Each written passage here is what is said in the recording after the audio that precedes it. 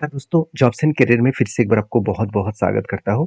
तो आज मैं डिस्कशन करूँगा महाराष्ट्र बैंक ऑफ महाराष्ट्र के बारे में, क्योंकि इसके ऊपर बहुत अलग-अलग कैटेगरीज़ के रिक्रूटमेंट आ चुके हैं।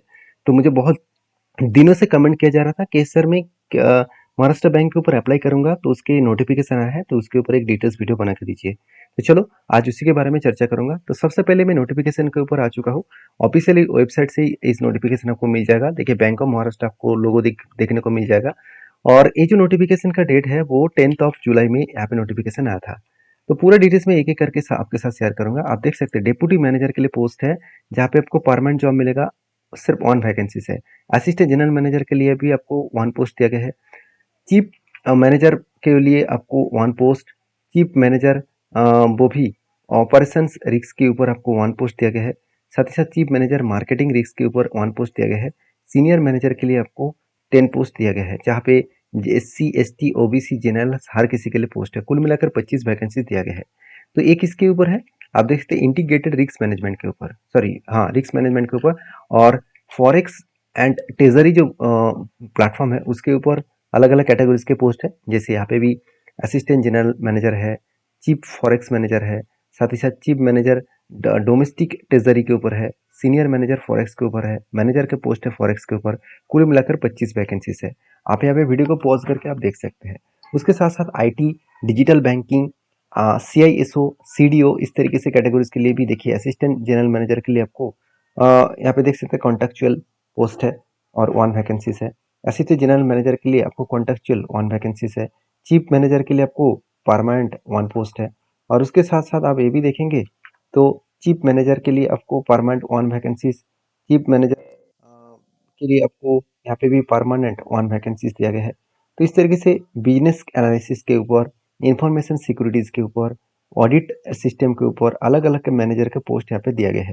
तो कुल मिलाकर बहुत सारे वैकेंसीज है। अदर डिपार्टमेंट में भी वैकेंसी है, जहाँ पे मैनेजर से लेकर बिजनेस डेवलपर के लिए भी पोस्ट दिया गया है। सीनियर मैनेजर, लीगल मैनेजर, और उसके साथ साथ आप देखेंगे तो बिजनेस डेवलपर, इस डेवलपमेंट इसके ऊपर भी पोस्ट दिया गया है।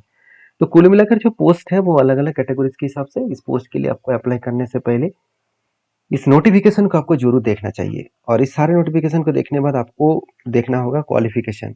देखिए मैं एक क्वालिफिकेशन का डिटेल्स आपके साथ शेयर कर रहा हूँ, बाकी क्वालिफिकेशन डिटेल्स आप देख सकते हैं। जैसे डिप्टी जनरल मैनेजर के लिए आपको जो पोस्ट दिया गया है उसके लिए टोटल मास्टर डिग्री होना चाहिए।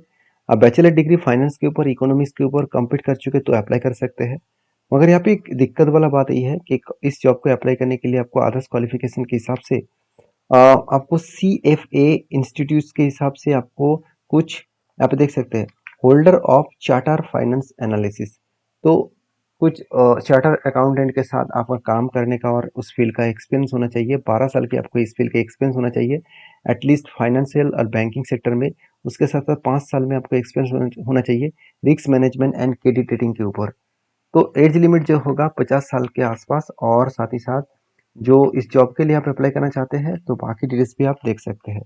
तो लंबा सा एक लिस्ट है, इस लिस्ट को आप पढ़िए, उसके बाद अप्लाई करिए। अप्लाई करने के लिए आपको नीचे एक फॉर्म दिया गया है। इस फॉर्म को आप पूर्ण मतलब फिलअप कर सकते हैं।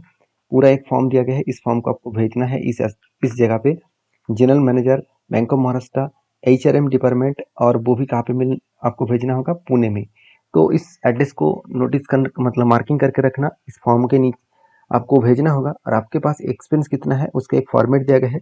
इस फॉर्मेट को आपको फिलअप करके उस फॉर्म के साथ आपको अटैच करना होगा। तो आई होप वीडियो में जानकारी अच्छा मिला होगा। अगर मिला है तो चैनल को सब्सक्राइब करना। मिलते हैं नेक्स्ट वीडियो में, तब तक के लिए धन्यवाद।